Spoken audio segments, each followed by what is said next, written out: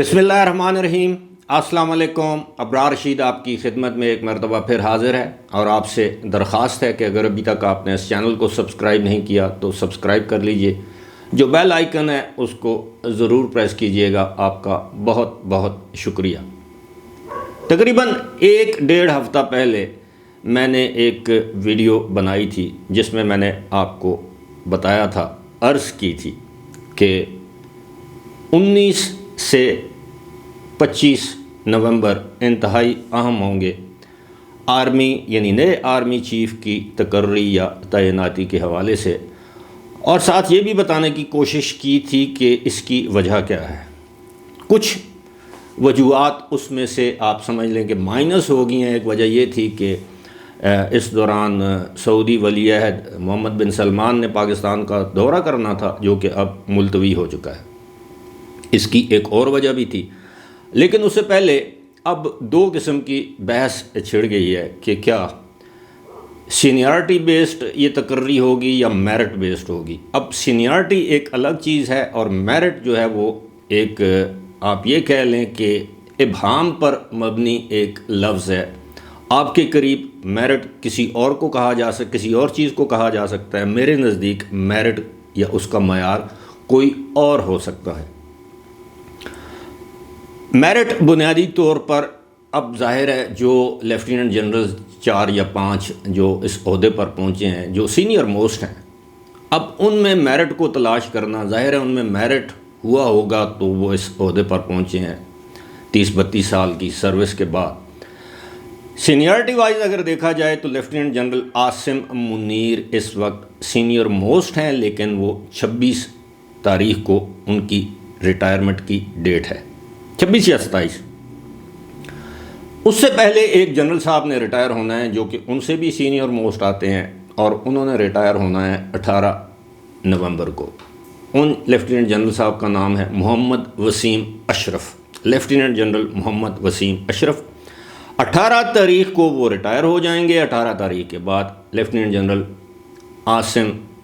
मुनीर अहमद, सैयद आसिम मुनीर अहमद, बल्कि यूँ कहिए कि हाफिज़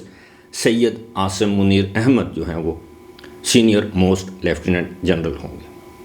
अब सीनियरिटी को अगर देखा जाए तो लेफ्टिनेंट जनरल आसिम मुनीर, दूसरे नंबर पर साहिर शमशाद मिर्ज़ा, और तीसरे नंबर पर लेफ्टिनेंट जनरल अज़हर अब्बास, चौथे नंबर पर लेफ्टिनेंट जनरल नोमान महमूद जो कि NDU के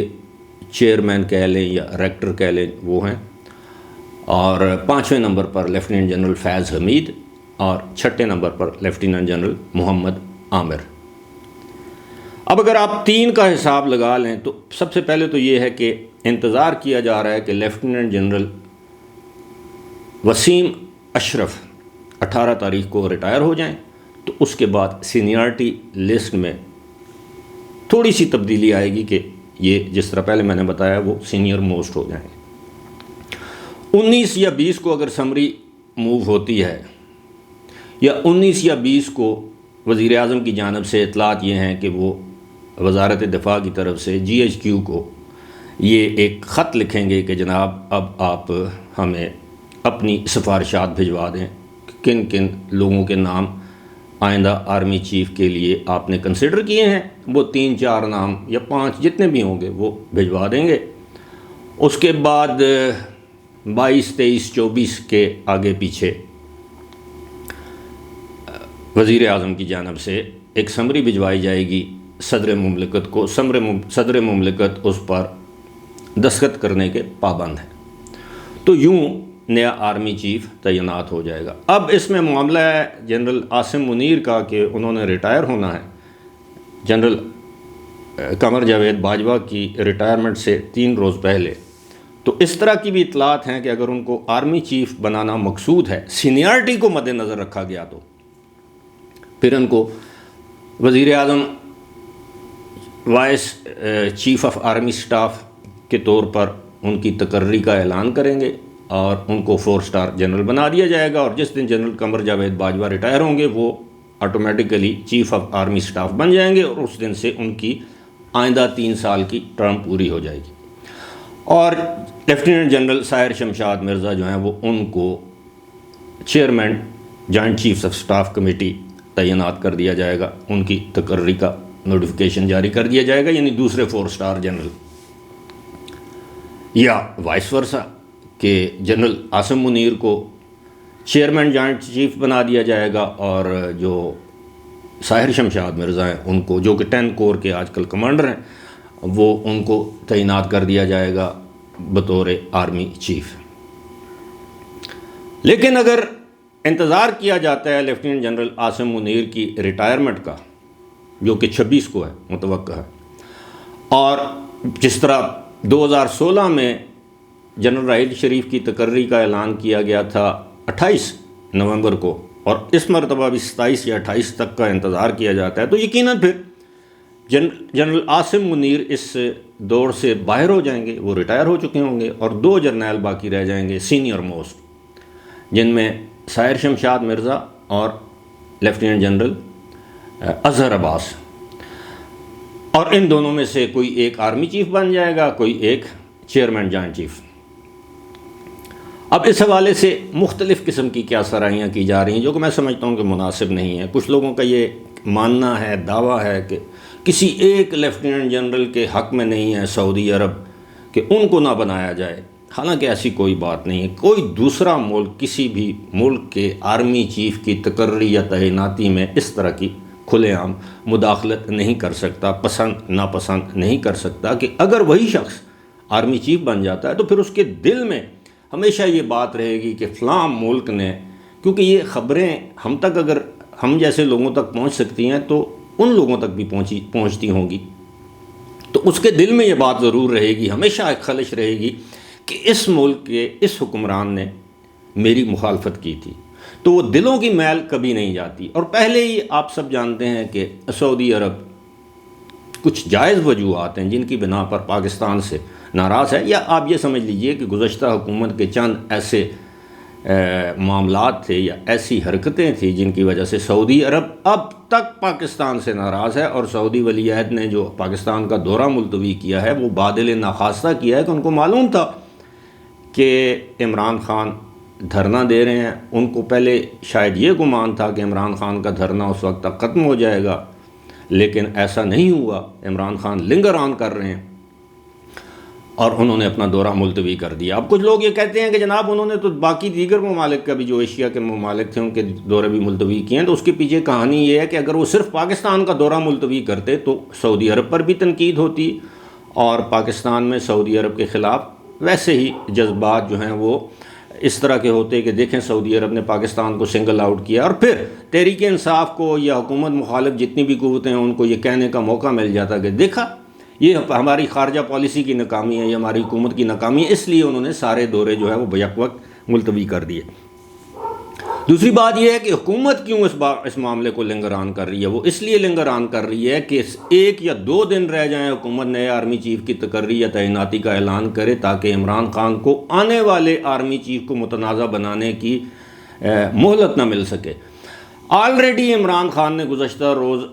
لانگ مارچ سے جو گھر میں بیٹھ کے خطاب کرتے ہیں اس میں انہوں نے کہا کہ جناب یہ ایسا آرمی چیف لگانا چاہتے ہیں جو کہ آئے میرے خلاف مقدمات بنے، مجھے نااہل کروائے، مجھے آئندہ الیکشنز کے لیے نااہل کروا دے، مجھے جیلوں میں ڈال دے، اور نواز شریف کے لیے راہ ہموار کرے، اس کے کیسز ختم کرے۔ پہلے ہی وہ ایک پل باندھ رہے ہیں، ایک بند باندھ رہے ہیں، بلکہ پل نہیں بند باندھ رہے ہیں سارے معاملات پہ، اور اپنے آڈینس کو یہ باور کرانے کی کوشش کر رہے ہیں کہ نیا آرمی چیف تو وہی لائیں گے جناب جو میرے پیچھے پڑ جائے گا، حالانکہ انہیں معلوم ہے کہ ان کے خلاف جو مقدمات قائم کیے جا رہے ہیں وہ سالڈ ایویڈنسز کی بنیاد پر کیے جا رہے ہیں، ہیرسے پر نہیں کیے جا رہے، ہوا میں تیر نہیں چلائے جا رہے، اور اب گرم ہوائیں آنا شروع ہو چکی ہیں، اور انہیں معلوم ہے، اور آپ دیکھ رہے ہیں کہ بنی گالہ کو زمان پارک کو کس طرح ایک بنکر میں تبدیل کیا جا رہا ہے، کہ ان کو عمران خان کو معلوم ہے کہ اسلام آباد میں ان کی گرفتاری جو ہے وہ آسان کام ہے، لاہور میں ان کی گرفتاری مشکل کام ہے۔ وہ دیکھیں ایسے لگتا ہے کہ جیسے یوکرین اور روس کی جنگ ہو رہی ہے، اور یوکرین کا کوئی لیڈر جو ہے وہ اپنے گھر کے ارد گرد حفاظتی دیواریں بنوا رہا ہے، ریت کی بوریاں رکھوا رہا ہے، بلٹ پروف شیشے لگوا رہا ہے، اور تقریباً کوئی 550 کے قریب پولیس کے اہلکار اور کمانڈوز ان کی سیکیورٹی پر تعینات ہیں، اور ذرائع یہ بھی بتا رہے ہیں کہ ایک مہینے کے تقریباً 8 سے 10 کروڑ روپے سیکیورٹی کی مد میں عمران خان پر خرچ کیے جا رہے ہیں۔ یاد رہے کہ یہ عمران خان کا پیسہ نہیں ہے، یہ اس قوم کا پیسہ ہے، پنجاب کے لوگوں کا پیسہ ہے، ان کے ٹیکس کا پیسہ ہے، پاکستان کے لوگوں کے ٹیکس کا پیسہ ہے جو ان کی سیکیورٹی پر خرچ کیا جا رہا ہے۔ اور عمران خان وہی انسان ہیں جو یہ کہتے تھے کہ ریاست مدینہ، اب ریاست مدینہ میں اس طرح کے بنکر نہیں بنائے گئے، اور وہ کہتے ہیں میں کسی سے ڈرتا نہیں، گھبراتا نہیں، اور دوسری جانب جان کی حفاظت ہر انسان پر فرض ہے، لیکن اس قدر زیادہ سیکیورٹی، اب آپ خود اندازہ کیجئے کہ سابق وزیر اعظم، اور وہ سابق وزیر اعظم جب وہ اپوزیشن میں تھا تو وہ یہ کہتا تھا کہ دیکھیں جناب کہ جاتی عمرہ میں، رائے ونڈ میں شریفوں کی جو اسٹیٹ ہے، جو ان کے جو محلات ہیں، ان کے اوپر سیکیورٹی کے اتنے اخراجات ہو رہے ہیں۔ اب آپ جو زمان پارک کے ارد گرد جو لوگ رہتے ہیں، ذرا آپ کبھی ان سے پوچھئے کہ وہ کس کرب سے گزر رہے ہیں، سیکیورٹی اور چیک اور پتہ نہیں کیا کیا، اور بندشیں، راستے بند کیے ہوئے ہیں۔ لیکن یہ سارا جو معاملہ ہے، یہ سارا معاملہ جو ہے وہ میرا اپنا خیال ہے 1 دسمبر کے بعد جو ہے وہ حالات معمول کی جانب نہ صرف آنا شروع ہو جائیں گے بلکہ آپ کو دکھائی بھی دیں گے، اور یہ سب کچھ جو کیا جا رہا ہے پنجاب میں، اپنے آپ کو محصور کیا جا رہا ہے، اور یہ محصور یہی ہوگا، وہ کسی نہ کسی بہانے سے اپنے گھر سے نہیں نکلیں گے، بیماری کا بہانہ بنا، ویسے بھی وہ ہیں تو وہ زخمی، اور ان کو گھر سے باہر بھی نہیں نکلنا چاہیے کہ ویسے بھی بقول ان کی زندگی کو خطرہ ہے۔ اللہ ان کو محفوظ رکھے، اللہ ان کو صحت یاب کرے، لیکن آنے والے دن جو ہیں وہ بھانپ چکے ہیں کہ ان کے لیے زمان پارک کا بنکر ہی فی الحال بہترین محفوظ گاہ ہے۔ فی الحال مجھے دیجیے اجازت، خدا حافظ۔